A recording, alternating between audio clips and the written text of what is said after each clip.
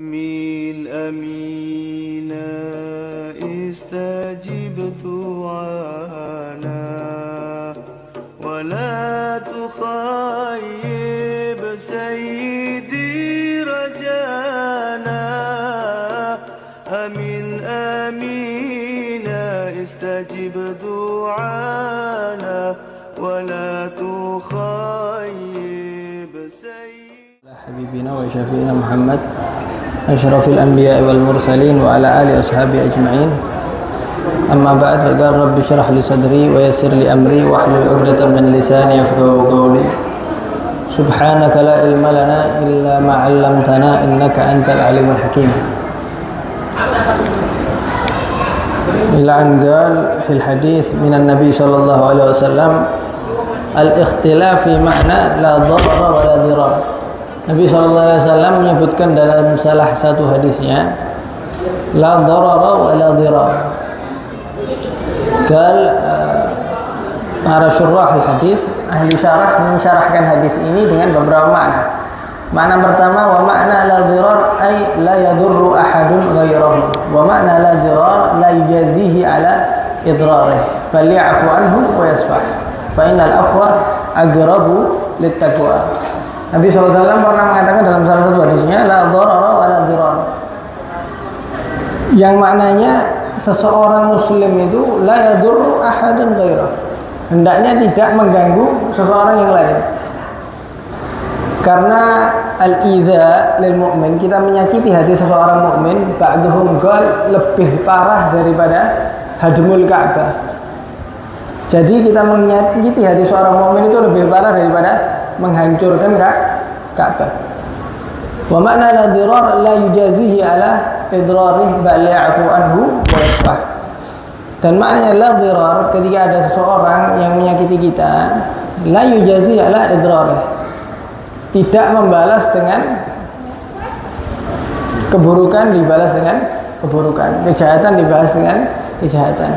Sebagaimana kata Nabi SAW, innama bu'itsu li'utammima makarimal akhlaq.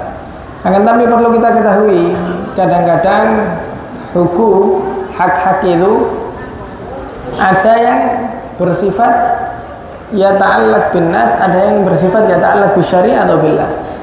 Sifatnya itu kadang-kadang berkaitan dengan diri kita masing-masing, kepribadian, basyariyah dan lain sebagainya. Ada yang berkaitan dengan Allah Subhanahu wa taala. Adapun ketika seseorang misal diremehkan, misal dicaci tentang pribadinya, Nabi SAW menganjurkan agar memaafkan, membiarkan dia dan lain sebagainya. Akan tapi kalau ada sesuatu yang berkaitan dengan syariat Allah, hendaknya orang tersebut tidak diam. Jadi kalau misal ada seseorang yang mencaci syariat Allah, mencaci agama Allah dan lain sebagainya.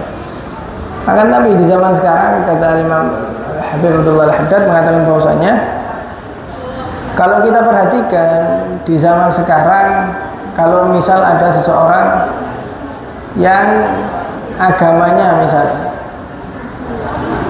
dihina atau dalam segi sholatnya dia itu kurang, ngajinya itu kurang, dia mengatakan dalam hati sudah Allah SWT ini maha pengampun, nanti disepelekan urusan hal tersebut. Dia menganggap hal tersebut urusan sepele. Akan tapi kalau kita lihat, jika yang terusik dari dirinya itu bersifat materi atau bersifat duniawi, hartanya diambil, rumahnya diusik, kendaraannya dan lain sebagainya, dia seakan-akan lebih mementingkan hak yang bersifat personal kepada dirinya daripada hak yang bersifat ya ta'allaq billah waliyadu billah min dzalik. La yujazi man yadurru bi ziyadati an mithli fi'li. Sebagian juga mentafsirkan la yujazi man yadurru bi ziyadati an mithli fi'li. Liqauli ta'ala faman i'tada 'alaikum fa'tadu 'alaihi bimithli ma 'atada 'alaikum. Allah SWT berfirman, faman i'tada 'alaikum fa'tadu 'alaihi bimithli ma 'atada 'alaikum. Jika ada seseorang yang menyakitimu, boleh sebenarnya ya. Di fikih itu disebutkan salah satu bab, ketika ada seseorang yang ingin melukaimu, boleh tak kita orang bertahan? Ada orang yang membunuh kita, boleh tak kita orang melawan hal tersebut? Tafsir di masalah. Kalau kita kembali ke kisahnya Qarun dan Harun, fi qouli ta'ala, "Watlu 'alaihim nab'a abnai Adam, idh qarraba qurbana fatuqbila min ahadihima wa lam yutaqabbal min al-akhar. Qala la'aqtulannak qala innama taqabbalallahu minal muhsinin." Jadi posisi itu ketika si Harun ini mau dibunuh sama si Qarun, Harun ini pasrah, tidak melawan sama sekali. Oleh sebab itu kalau kita misal mau diserang sama orang muslim yang lain, mau dibunuh, mau dilukai, ya, kita boleh ngelawan, menahan diri, atau boleh pasrah. Sebagaimana yang terjadi kepada anaknya Nabi Adam, Nabi Allah, Qabil dan Habil. Astagfirullah. Qabil dan Habil. Ketika Qabil ingin menyerang Habil, Habil memilih untuk tidak. Qala lain basatta ilayya yadaka litaktulani ma ana bibasitin yadiya ilaika liaktulak. Kata si Habil, lain basatta ilayya, ketika kamu ingin menjulurkan tanganmu kepadaku, litaktulani, untuk membunuhku, ma ana bibasitin yadiya ilaika liaktulak, aku tidak bakal menjulurkan tanganku ke kamu untuk membunuhmu. Jadi posisi Qabil dan Habil, ketika Qabil ini sudah membunuh si Habil, di beberapa tafsir dikatakan bahwasanya, kalau kita tahu mungkin ketika si Qabil bingung cara menguburnya kayak gimana, ngelihat ada burung gagak yang gali, setelah itu ditirukan. Waktu membunuh disebutkan di beberapa tafsir, bingung, ya apa caranya membunuh manusia ini. Si Qabil ini bingung, disebutkan di beberapa tafsir ketika itu ada seekor hewan monyet, sesama monyet, si monyet ini ngambil batunya ini dipecahkan di kepala monyet yang lain. Qabil ini pertama bingung, apa cara membunuh manusia, kan yang pertama kejadian pembunuhan. Setelah itu melihat kejadian si monyet, ditirukan sama si Qabil, ambil batu yang besar. Kata si Habil, lain basata ilayya ya ada kali aktual ini, mana basatin ya dia ilai itu aktual. Aku tidak bakal balas. Kalau kau mau bunuh, tidak bakal aku balas. Rasulullah ya wassalam. Ya. Wa qila al-awwal nahyu lisyakhs an ta'ati ma yadur nafsuhu, wa tsani nahyun lahu an fi'li ma yadur ghairuhu. Dan ada penafsiran yang lain yang mengatakan bahwasanya yang dimaksud dengan la dharara la yadur ahadun ghairu, ditafsirkan dengan yang lain, kita dilarang untuk melakukan sesuatu yang bisa membahayakan diri kita sendiri. Jadi kita dilarang untuk membuat diri kita dalam posisi yang berbahaya. Misal minum obat-obatan yang berbahaya, misal makan makanan yang berbahaya. Wala tulku anfusakum, apa ayatnya? Kita dilarang untuk membiarkan kita punya memposisikan diri ini dalam keadaan yang berbahaya dalam hal apapun. Qadiyakun bahaya kita itu bahaya dalam segi duniawi, qadiyakun bahaya kita dalam segi ukhrawi. Kalau dalam segi duniawi insyaallah kebanyakan sudah sadar, karena al-ma'na al-aql fil lughah, dalam segi bahasa aql itu apa sih? Akal itu mencegah seseorang untuk melakukan sesuatu yang berbahaya buat dirinya. Jadi akal ini secara tidak langsung, kalau kita mau melakukan sesuatu yang berbahaya buat diri kita, dicegah. Ada api, insya Allah yang berakal tidak mungkin masuk ke api membakar tangannya. Ada jurang, insya Allah yang berakal tidak bakal masuk ke jurang untuk membahayakan dirinya ini tadi. Akan tetapi akal ada kadang-kadang ada di kepala, kadang-kadang juga ada di hati. Ketika di hati kita juga bisa memfilter sesuatu yang berbahaya itu bukan dalam segi duniawi juga, akan tapi juga dalam segi ukhrawi kita, dalam segi akhirat kita. Kalau kita melakukan hal ini bahaya enggak? Kalau kita ngomong gini ke orang lain bahaya enggak? Nyakiti hatinya enggak? Kalau kita jalan ke tempat ini, melihat ini dan lain sebagainya berbahaya enggak? Jadi kebanyakan kalau secara zahir kita sudah bisa menghindari hal-hal yang kayak api, kayak jurang dan lain-lain. Akan tetapi secara ukhrawi itu masih belum bisa dikontrol. Nasallallahu alaihi wasallam. Wa qala alaihi salatu wassalam, haramallahu minal mu'min damuhu wa maluhu wa 'irduhu wa alla yudhanna bihi illa khairan. Kita diharamkan untuk menyakiti orang mukmin yang lain dalam segi hartanya atau darahnya atau kehormatannya. Ya. Al-muslimu man salim al-muslimuna min lisani wa yadihi. Kata Nabi SAW, orang yang benar-benar muslim itu ketika orang muslim yang lain itu selamat dari lisannya dan dari perbuatannya. Jadi kalau kita misal ngelihat ada orang yang dimana orang muslim yang lain itu tidak selamat dari mulutnya si dia, tidak selamat dari perbuatannya dia, kata Nabi SAW, dia belum masuk kepada kamalul Islam, kesempurnaan Islamnya. Jadi kalau kita lihat seseorang muslim yang dia sudah bisa menjaga, dia punya lisan, dia punya perbuatan untuk menyakiti muslim yang lain, itu baru yang disebutkan oleh Nabi. Al-muslim man salim al-muslimuna min lisanihi wa yadihi. Orang muslim adalah ketika orang muslim yang lain itu kalau dekat sama dia merasa selamat.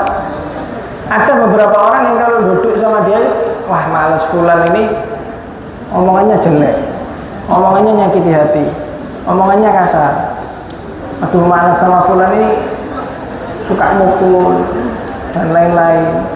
Kata Nabi, kalau kita ingin lihat orang muslim yang benar-benar, ketika muslim-muslim yang lain itu merasa selamat. Kalau mau duduk sama dia, oh aman. Kalau mau ngobrol sama dia, oh senang. Tidak merasa ada sesuatu yang berbahaya di dekat muslim tersebut. Jaza'u man ada al-mu'minin. Wa ruwiya an Mujahid annahu qala inna li jahannama sahilan ka sahilil bahr fihi hawa mahayyat kal bakhut. Qala sahil sallallahu alaihi tilkal hawam wa ta'khudhu ashfarhum wa a'yunhum. Jadi salah satu adab yang bakal ditimpahkan kepada orang yang suka membahayakan orang mukmin yang lain, nanti ada seperti lautan di neraka itu, yang dimana orang yang sering menyakiti mukmin yang lain itu dilemparkan ke sana. Ketika mereka kesakitan, ini lautan isinya api, ada ularnya, ada kalajengkingnya dan lain sebagainya. Orang yang biasa menyakiti mukmin yang lain dilemparkan ke lautan tersebut, ke tepian tersebut, ya kan pasti dikena bisanya ular, kena si kalajengking dan lain sebagainya. Ketika mereka merasa kesakitan, ditanya sama malaikat, gimana rasanya sakit? Pasti sakit. Kata si malaikat, hadza bima kunta tu'dzil mu'minin.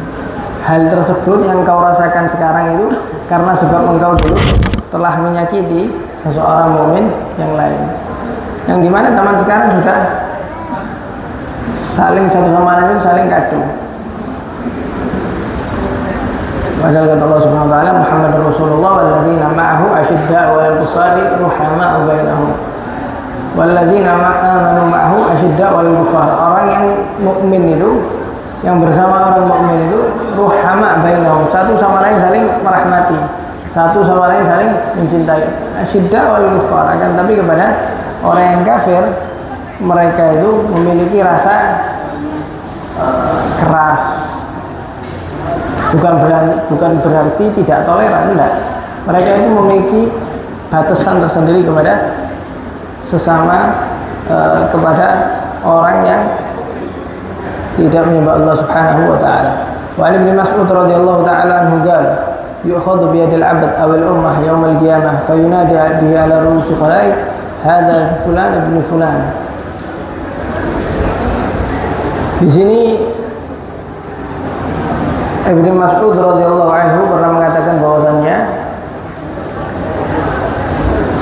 nanti di hari kiamat itu seorang hamba yang dia memiliki madlamah, kedzaliman kepada orang lain, seperti ngambil hak orang lain, ngambil barang orang lain, ngambil manfaat orang lain, ditarik dia punya tangan, dihadapkan di manusia-manusia ini tadi, disuruh datang siapa yang memilih hak kepada orang tersebut agar datang dan diambil haknya ini tadi. Jadi perlu kita ketahui, kadang-kadang dosa itu bainana wa bainallah, bainana wa bainan nas. Antara kita sama Allah Subhanahu wa taala, antara kita sama manusia. Adapun antara kita sama Allah Subhanahu wa taala mabniun 'alal musamahah. Dasarnya itu 'alal musamahah. Atas sifat tasamuh dari Allah Subhanahu wa taala. Kita tahu Allah Subhanahu wa taala Ghafur, Ghaffar, Ghafir. Kita mungkin datang ke masjid minta ampunan, taubat sungguh-sungguh, insya Allah kita punya dosa antara kita sama Allah SWT dihapuskan. Akan tapi kalau kita punya kezaliman kepada orang lain, kayak mengambil hartanya, kayak mencuri, mengambil haknya, itu tidak bisa kita datang ke masjid minta ampunan sama Allah SWT, ya Rabb ampuni dosaku, tidak bisa. Kalau antum punya barang yang habis diambil dari orang lain, pengen dihapus dosanya, ya kembalikan barangnya.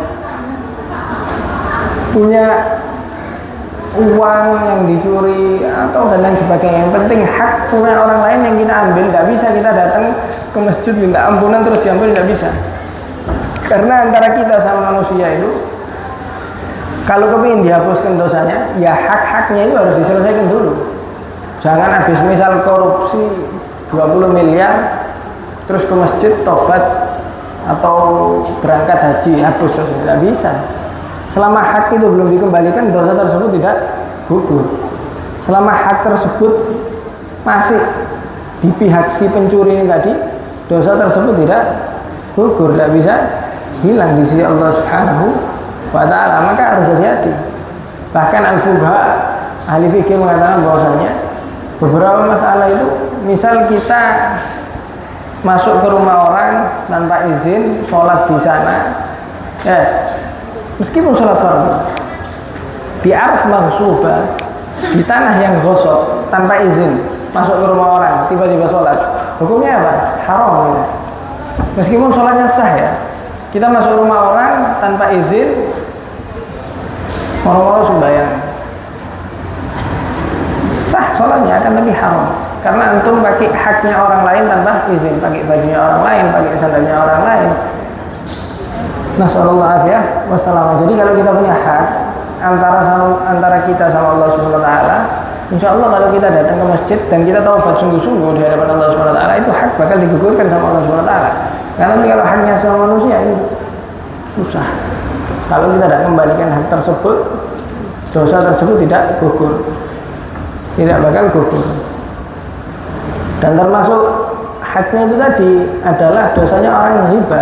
Dosanya orang yang riba itu kalau kepingin gugur dosanya, kita datengin orang yang diribain, kita ceritakan, Fulan anak kemarin ngomongin ente begini.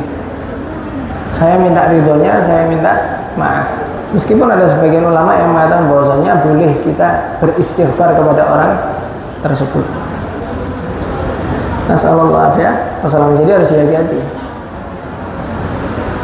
Fi qouli ta'ala warasikhuna fil ilmi, disebutkan warasikhuna fil ilmi, orang yang yatarassakh ilmuhu, yang mendarah daging dia punya ilmu, dia memiliki beberapa sifat. Sifat pertama at-tawadhu bainahu wa bainan nas, dia punya sifat tawadhu antara dia sama orang lain. Wal mujahadah bainahu wa bainan nafsi, dia punya mujahadah, dia punya rasa ingin melawan hawa nafsunya, rasa ingin mengalahkan hawa nafsunya. Jadi tidak dibiarkan hawa nafsu itu setiap datang dituruti, tidak. Wal khauf bainahu wa bainallah, dia punya rasa takut antara dia sama Allah Subhanahu wa taala. Termasuk rasa takut itu tadi. Kita punya hak-hak sama manusia ini harus hati-hati. Bahkan kata ulama sebagian, lughmah minal haram tamna' qabulus shalah 40 yauman. Kita masuk dalam mulut kita satu suapan tersebut haram, misal uangnya curian atau makanannya mencuri, 40 hari sholatnya orang tadi tidak diterima. Satu suapan nasi haram, 40 hari sholatnya tidak diterima. Bahkan kata hadis yang lain, ada seorang hamba yang dia berdoa sampai nangis, sampai berdebu, sampai minta merengek-rengek sama Allah Subhanahu wa taala, tidak diijabah.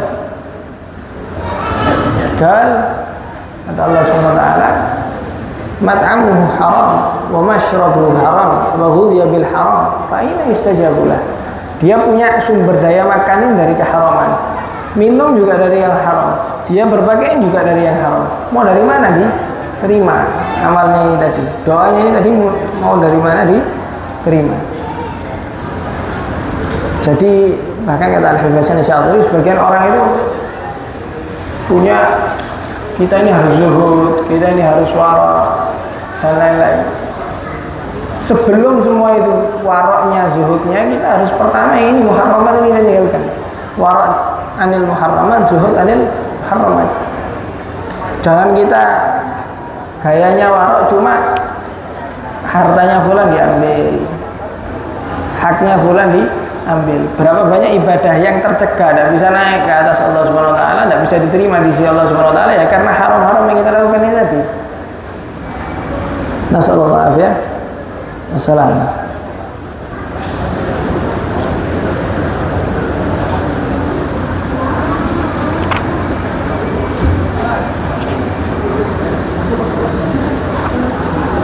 An Ibnu Abbas radhiyallahu anhu anna Rasulullah sallallahu alaihi wasallam law yu'tan nasu bi da'wahum ladda'a rijalun amwal qaumin wa dima'ahum lakin al-bayyina 'ala al-mudda'i wal yamin 'ala man ankara. Di hadis ini Nabi sallallahu alaihi wasallam ingin mengaitkan dengan beberapa masalatul fiqhiyah.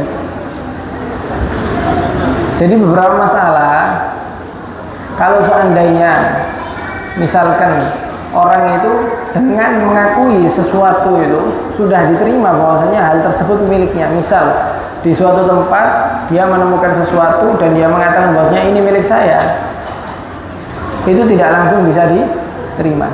Tapi kata Nabi SAW, lakinal bayyinah 'alal mudda'i wal yamin 'ala man ankar. Kalau kita disebutkan masalah fikih, misal hukumnya kita misal nemu uang di tengah jalan atau nemu barang di tengah jalan, boleh tidak diambil? Boleh tidak tiba-tiba kita ambil? Oh ini berarti tidak ada yang punya. Tidak bisa kita ambil. Kalau mau kita ambil, kita harus bertanggung jawab. Dalam artian kita harus nunggu pemiliknya ini tadi. Kecuali dengan barangnya yang asya' hagir, barang-barang yang sepele. Jadi kalau kita misal nemu di jalan uang 1.000 atau 2.000 yang sekiranya orang tersebut tidak terlalu lama untuk menyayangkan kehilangan hal tersebut. Orang kalau kehilangan uang 1.000 atau 2.000, 5 menit sudah wis lah, setelah 10 menit tidak bakal dicari. Beda kalau kehilangan 1 juta misal, ada orang nemu uang di jalan 1 juta, oh alhamdulillah rezeki. Bukan rezeki. Kalau kita pegang uang tersebut, berarti kita tanggung jawab, kita harus nunggu dan ngasih tahu orang-orang sekitar. Saya menemukan uang 1 juta, kalau ada orang yang nyari, suruh hubungi saya. Jadi dikasih kabar itu terus sampai jangka waktu 1 tahun. Setelah 1 tahun, ini uang boleh jadi kepemilikannya, akan tapi dengan syarat kalau orang ini tiba-tiba datang setelah 1 tahun harus dikembalikan. Jadi kalau misal ada orang menemukan barangnya bukan barang yang sepele ya.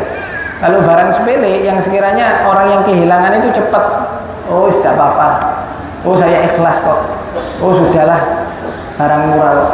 Kayak misal uang 1.000, 2.000, 10.000, kita nemu uang 5.000 misal di jalan, tidak perlu nunggu sampai setahun, ditunggu 10 menit, 30 menit, 1 jam kayaknya sudah tidak ada yang cari, berarti insya Allah sudah jadi pemilihan kita.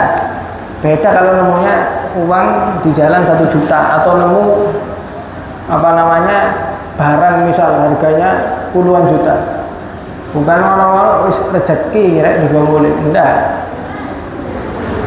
Harus kalau kita mau ngambil, mau tanggung jawab, harus kita ambil, terus kita kasih informasi ke orang-orang sekitar. Itu ada tafsirnya sendiri. Jadi barangnya dibagi dua. Barang yang ditemukan itu kadang-kadang asya hagirah, barang-barang yang sepele. Yang kedua barang-barang yang tidak sepele, kasarannya yang berharga. Jadi kalau yang berharga wajib kita kasih informasi kepada orang lain. Kalau sekarang ya Insya Allah kehilangan 1 juta semari wassalam, nggak ketemu. Kata Nabi SAW,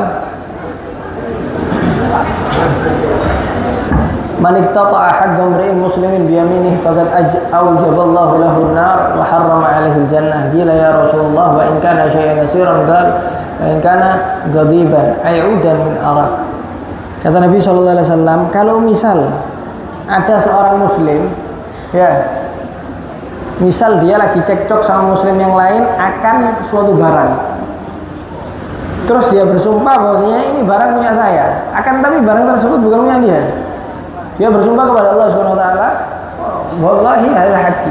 Misal saya bersumpah demi Allah ini punya saya. Kata Nabi SAW, aujaballahu lahu an-nar wa harrama 'alaihi al-jannah. Allah mewajibkan kepada orang tersebut api neraka, wa harrama 'alaihi jannah, diharamkan kepadanya surganya Allah Subhanahu wa taala. Gila ya Rasulullah wa in kana syai'an yasiran. Ya Rasulullah, meskipun sesuatu yang yasir, sesuatu yang sepele. Qala wa in kana ghadiban ay'udan min arak. Kata Rasulullah, meskipun kayu daripada kayak misal siwak gitu. Jadi kalau misal ada orang mengaku barang yang bukan miliknya sampai bersumpah dengan nama Allah Subhanahu wa taala, hukumannya buat dia apa?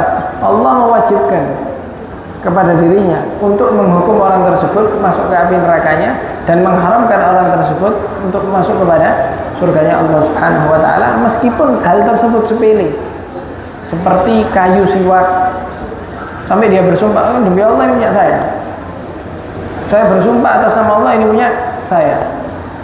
Sudah Allah wajibkan kepada dirinya untuk masuk ke api nerakanya Allah Subhanahu wa ta'ala. Nas'alullah fi'al salamah.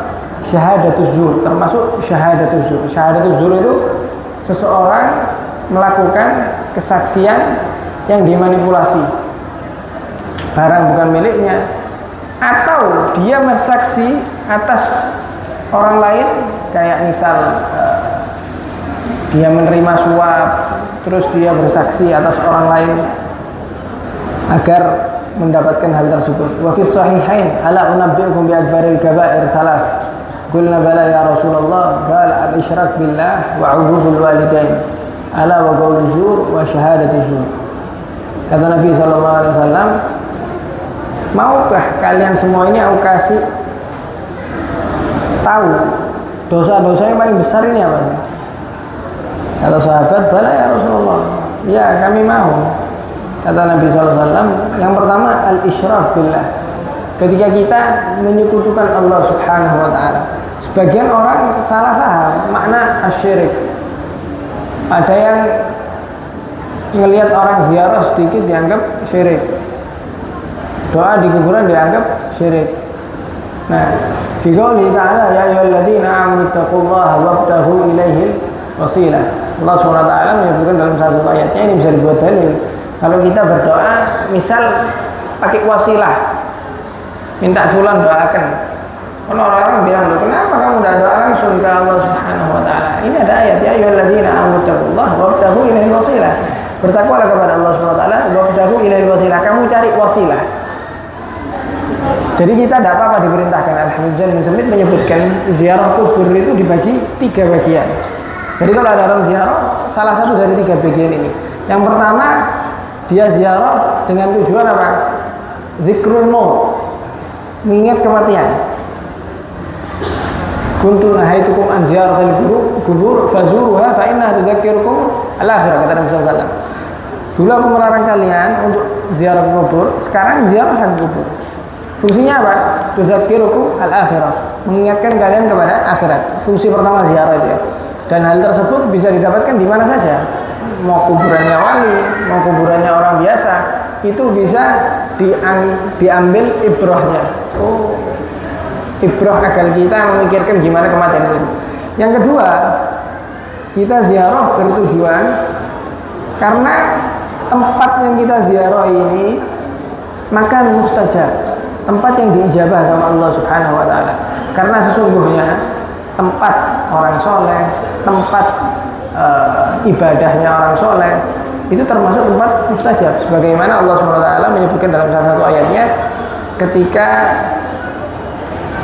anna laki hadza? Qalat huwa min indillah. Innallaha yarzuqu man yasha'u bighairi hisab. Wa dakhala alaihi al-zakal mihraba. Ketika Nabi Zakaria masuk ke Sayyidina Umar ya, mendapati buah-buahan. Ini bulan misal musim panas, ada buah-buahan di musim dingin. Musim dingin ada buah-buahan di musim panas. Kaget Nabi Zakaria, kamu dapat dari mana buah-buahan ini? Qala huwa min indillah, itu dari Allah Subhanahu wa taala. Ketika itu Nabi Zakaria masuk berdoa di tempatnya itu tadi. Nah, ini salah satu dalil. Jadi tempat itu ada tempat mustajab, ada tempat laisa mustajab, dan tempatnya aulia, tempatnya para wali itu tempat mustajab. Jadi sebab kedua kita datang ke kuburan karena tempatnya mustajab doa. Kita minta doa di sana karena itu tempat yang mustajab. Fungsi ketiga, ketika kita minta wasilah kepada si mayit ini tadi. Wasilah maksudnya apa? Kita minta kepada si mayit ini untuk gampangkan urusan misal. Bukan kita meyakini bahwasanya si mayit ini bisa memberikan manfaat. Yang bisa memberikan manfaat ya bukan si mayit ini pasti. Cuma kita berwasilah agar wali ini tadi memintakan kepada Allah Subhanahu wa taala, sebagaimana wala tahsabanna alladziina qutilu fi sabilillahi amwatan bal ahya'un 'inda rabbihim yurzaqun. Dan janganlah kamu menganggap orang-orang yang meninggal di jalannya Allah Subhanahu wa taala amwat, sudah meninggal. Enggak, mereka itu inda rabbihim ahya, di sisi Allah Subhanahu wa taala masih hidup. Di ayat yang lain disebutkan lahum ma yasha'una inda rabbihim. Mereka itu para aulia ma yasha'una inda rabbihim. Apa yang mereka mau bakal dituruti sama Allah Subhanahu wa taala. Jadi kalau ada orang beranggapan bahwasanya datang ke kuburan itu termasuk kesyirikan dan kita mengatakan sampai ini menyekutukan Allah meminta kepada kuburan, tidak. Karena hakikatnya kita datang untuk memintakan wasilah kepada kuburan. Sama kayak orang datang ke dokter. Kalau kita yakin bahwasanya dokter tersebut yang menyembuhkan kita bukan Allah Subhanahu wa taala, tidak boleh, kafir. Kita datang ke dokter, tiba-tiba dari dokter sembuh, dikasih obat sembuh. Oh, ana yakin 100% sembuhnya karena obat ini. Boleh? Tidak boleh. Yang menyembuhkan ya bukan obat, Allah Subhanahu wa taala. Pernah ada sahabat datang kepada Nabi sallallahu alaihi wasallam, dia sambat Rasulullah tentang dia punya unta ini, pertama yang sakit satu, tiba-tiba satu kandang ini ikut sakit semua. Kata si sahabat ini, Nabi mending ini tak pisahkan saja ya. Jadi daripada ketularan penyakit-penyakit yang lain ini gara-gara satu unta ini, mending saya pisahkan. Nabi SAW menyebutkan la adwa wala tiarah. Tidak ada penyakit menular wala tiarah. Tiarah ini termasuk ada jahiliyah. Kata Nabi SAW, kalau memang ada penyakit menular, sama adalah awal. Yang menularkan penyakit ke yang pertama ini siapa? Jadi kalau misal ada orang beranggapan bahwasanya ada penyakit menular, famana adalah awal. Yang pertama kali sakit ini ketularan siapa? Kalau emang penyakitnya menular yang pertama kali sakit ini ketularan siapa? Jadi itu beberapa hadis yang disebutkan sama Nabi sallallahu alaihi wasallam. Cuma ada hadis lain, Nabi pernah menyebutkan kepada salah sahabatnya, firra minal asad kafiralika minal majzum. Larilah kamu dari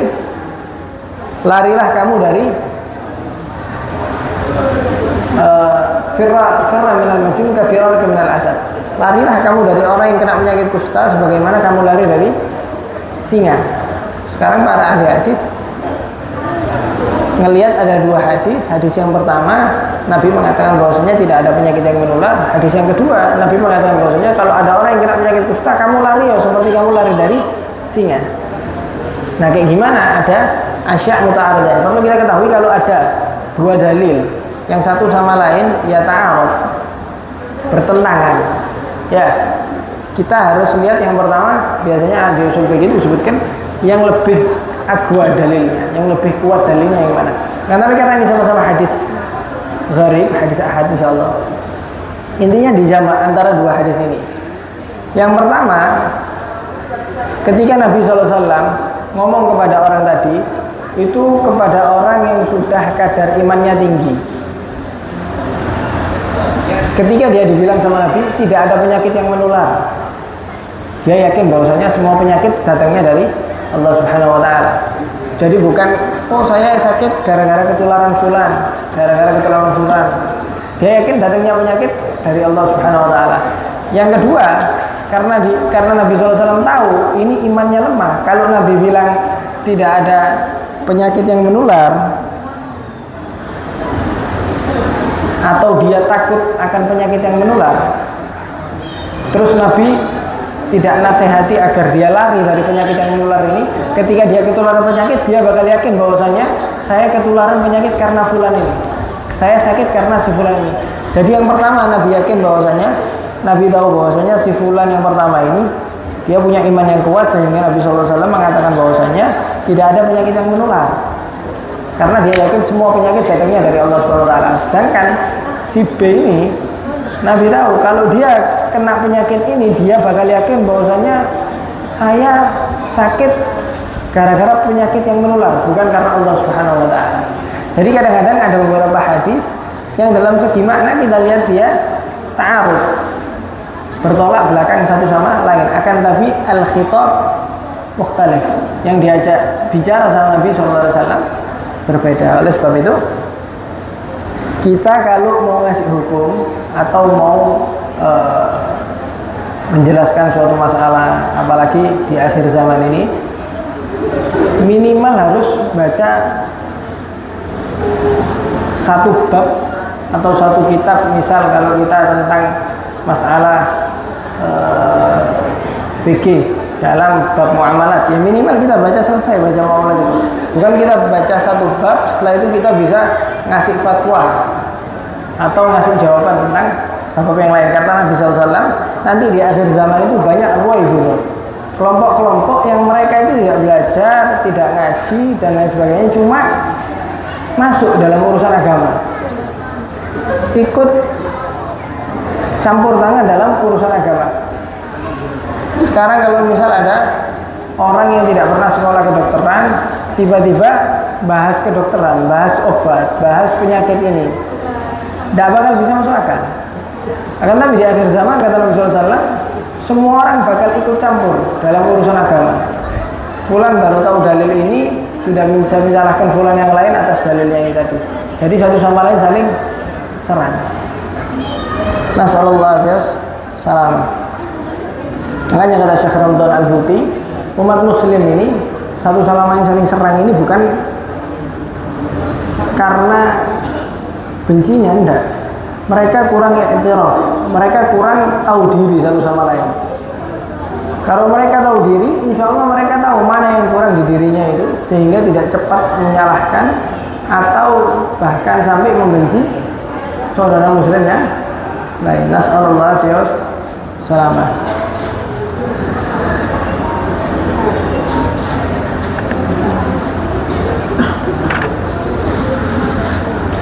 An Abi Sa'id Al-Khudri radhiyallahu anhu qala sami'tu Rasulullah sallallahu alaihi wasallam yaqul, hadis ma'ruf hadha, man ra'a minkum munkaran falyughayyirhu bi yadihi fa in lam yastati' fa bi lisanihi fa in lam yastati' fa bi qalbihi wa dzalika adhaful iman.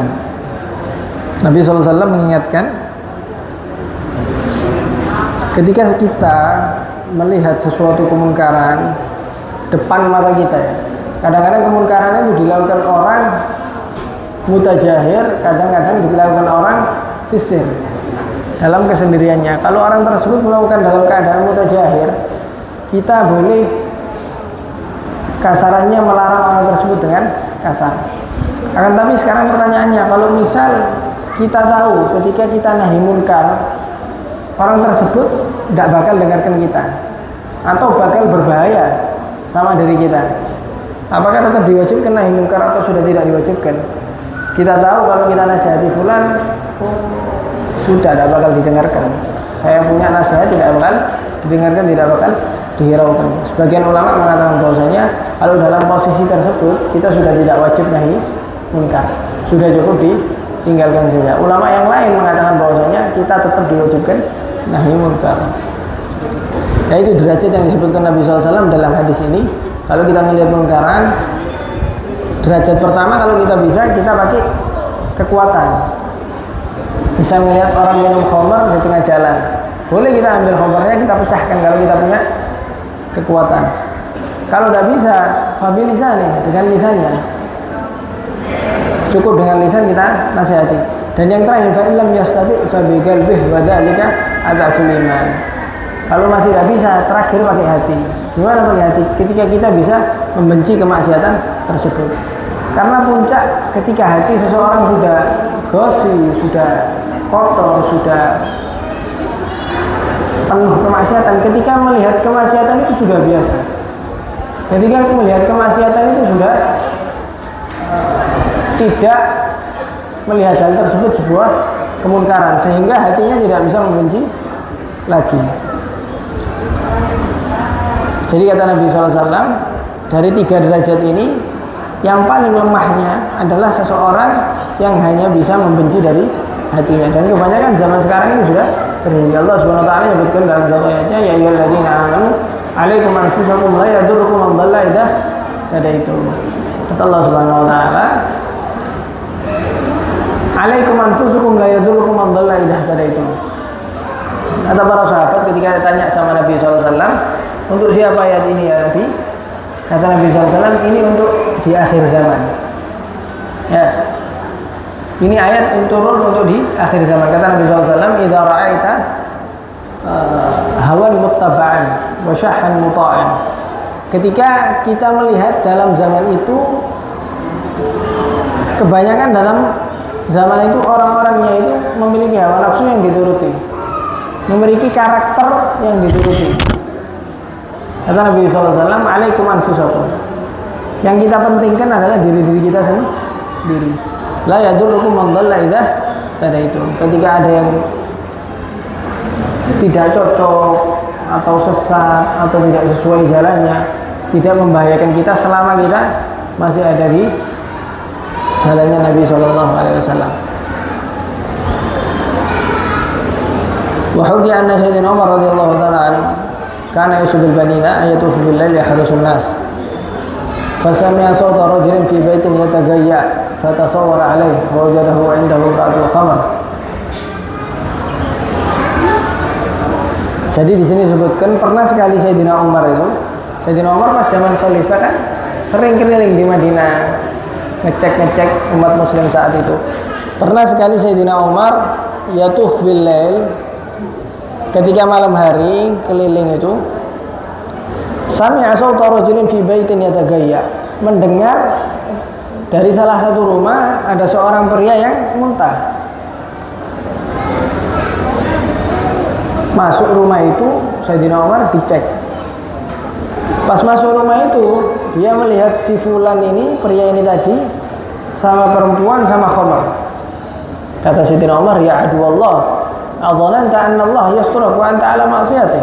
Wahai musuhnya Allah, apakah engkau menduga bahwasanya Allah bakal menutupimu dan engkau dalam keadaan bermaksiat? Kata pria ini tadi, faqala ya amiral mu'minin la ta'jal, fa in kuntu asaitullah fi wahidah faqad asaitahu anta fi thalath. Amirul Mukminin, saya ini maksiat satu kemaksiatan, akan tapi engkau ya Amirul Mukminin maksiat 3 kali dalam keadaan ini. Kata si fulan, kata Sayyidina Umar, wa ma hun, apa maksiat yang aku lakukan? Kata fulan, la tajassasat wa qad qala Allah Ta'ala wa la tajassasu wa ataital buyuta min duhuriha wa qad amara Allah bi ityani min abwabiha wa dakhalta ghaira baitika min ghairi an tasta'dhin wa taslam. Jadi bayangkan Sayyidina Umar, seorang Amirul Mukminin, khalifah, ketika mendengar sesuatu dari rumahnya si fulan, ketika dibuka ternyata fulan ini lagi sama khamar, lagi sama perempuan. Kata si fulan tadi, Sayyidina ya Umar, engkau bermaksiat 3 hal. Yang pertama, engkau tajassus. Tajassus ini apa? Ketika kita mencari-cari kesalahan atau kemaksiatan orang lain. Jadi seperti yang kita katakan, kalau ada orang di depan kata kita mutajahir bifiskin, itu baru kita bisa nahyanil munkar. Kalau kita tidak tahu di belakang, kita tidak boleh masuk rumahnya dicari kesalahannya, apakah dia minum khamar, tidak boleh. Yang pertama kesalahanmu Sayyidina Umar tajassasat. Wa qad qala Allah Ta'ala wa la tajassasu. Wa ataital buyuta min dhuhuriha. Dan engkau masuk rumah itu dari dhuhuriha, bukan dari pintunya. Sedangkan Allah Subhanahu wa taala mengatakan wa'tul buyuta min abwabiha. Dan yang terakhir wa dakhalta ghaira baitik min ghairi an tasta'din wa taslam. Dan yang ketiga kesalahanmu ya Sayyidina Umar, engkau masuk rumahnya seseorang tanpa meminta izin dan tanpa salam. Apa kata Sayyidina Umar? Faqala Sayyidina Umar, sadaqta wastaghfir lana, faqala ghafarallahu lana wa laka ya amiral mu'minin. Kata Sayyidina Umar, ya fulan sungguh engkau dalam keadaan yang hak dan aku yang salah. Jadi Sayyidina Umar masuk rumahnya si fulan ini, ngelihat si fulan minum khamr dan lagi keadaan sama perempuan, akan tapi Sayyidina Umar ditegur. Engkau punya 3 kesalahan. Masuk rumah tanpa izin, engkau tajassus, masuk rumah tidak lewat pintunya. Apa yang dikatakan Sayyidina Umar? Sadaqta ya fulan. Engkau yang benar dan aku yang salah. Jadi kita tidak diminta untuk tajassus, mencari kemaksiatan tidak boleh kita cari. Kita datang ke rumahnya orang, atau kita pasang CCTV, atau kita sampai ngeliati di kamarnya, diperhatikan gerak-geriknya, nggak boleh, haram. Kalau emang kemungkaran itu ada di depan mata kita, ini baru nahi anil munkar. Kalau kita cari kemungkaran tersebut, ya kita ikutin, masuk ke sini kita ikutin, itu termasuk tajassus, dan tajassus adalah haram. Nasallahu fius sana. Mudah-mudahan Allah Subhanahu wa taala di 10 awal Dzulhijjah yang akan datang ini, insyaallah masuk awal Dzulhijjah ini hari Rabu ya. Sebagian ulama mengatakan bahwasanya dalam 1 tahun itu ada 30 hari istimewa. 10 hari pertama karena sebab ada 1 hari istimewa di 10 hari pertama, yaitu 10 hari Dzulhijjah. Yang kedua nisfu Sya'ban, tanggal 15 nisfu Sya'ban. Yang ketiga di Ramadan karena ada Lailatul Qadar. Jadi 30 hari dalam setahun ini istimewa karena ada 1 hari di dalam 10-10 ini tadi. 10 hari pertama 10 Dzulhijjah karena ada Idul Adha dan Yaumul Arafah. 10 hari kedua tanggal 15 nisfu Sya'ban. 10 hari ketiga di Lailatul Qadar. Mudah-mudahan Allah Subhanahu wa taala memberikan taufiknya, memberikan hidayahnya, yarzuquna al-iman fi dhahir wal batin ala hadina wa kullin salih jami'a syamila wa ala man aslafna salih wa nasabil magam wa ila hadratin nabi sallallahu alaihi wasallam. Al-Fatihah. Bismillahirrahmanirrahim. Alhamdulillahirabbil alamin. Arrahmanirrahim. Maliki yaumiddin. Ya na'budu wa nasta'inu. Allahu akbar.